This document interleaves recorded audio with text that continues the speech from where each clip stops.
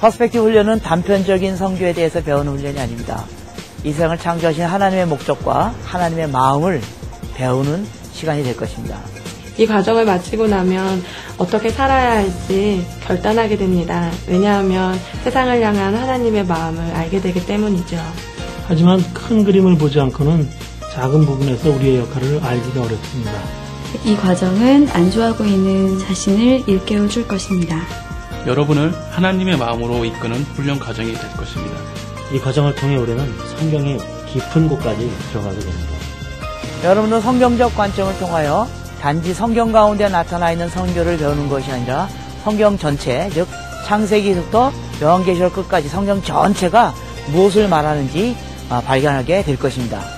하나님의 목적이 무엇인지, 하나님의 열정, 그리고 하나님의 소망이 무엇인지 다시 볼 수 있는 기회가 되었습니다. 진정한 예배함이 무엇인지, 진정한 예배자의 삶이 무엇인지 깨닫게 된 것 같아요. 성경하는 주제는 단지 신약에서부터 시작된 것이 아니고 구약의 처음부터 시작됐다는 것을 저는 몰랐었습니다. 창세기부터 요한계시록까지 하나님은 동일한 주제로 말씀하고 계셨어요. 많은 사람들이 막 얘기하니까 좋은 건가 그냥 이런 생각을 많이 가지고 있었는데 이제는 정말 성도가 살아계신 하나님이 정말 진정한 주인이고 그리고 하나님의 계획대로 이루어진다는 걸 알게 된 것 같아요. 여러분은 또한 역사적 관점을 통하여 성경 가운데 나타난 하나님 나라가 역사 속에서 어떻게 시작되고 확장되어져 갔는가를 보게 될 것입니다. 하나님은 처음부터 온 세상을 향한 계획을 가지고 계셨습니다. 이 과정을 통해 하나님께서 쓰신 세기사를 알게 되었어요. 이 과정을 배우기 전에 저는 모든 열방과 민족의 진정한 의미를 알지 못했습니다. 하나님은 온 세상의 하나님으로 크고 놀라운 계획을 가지고 계십니다. 그리고 우리가 그 계획에 동참하기를 원하고 계십니다. 단지 우리나라에서뿐만 아니라 온 세상을 향하여 나가길 원하십니다. 복음이 전파되지 못하는 이유는 언어적 문화적 장벽 때문에 그렇습니다.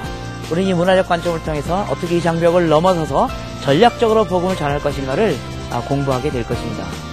이 과정은 우리가 다른 사람들과 더 깊은 관계를 가지는 데 필요한 태도에 대해서 알려줍니다.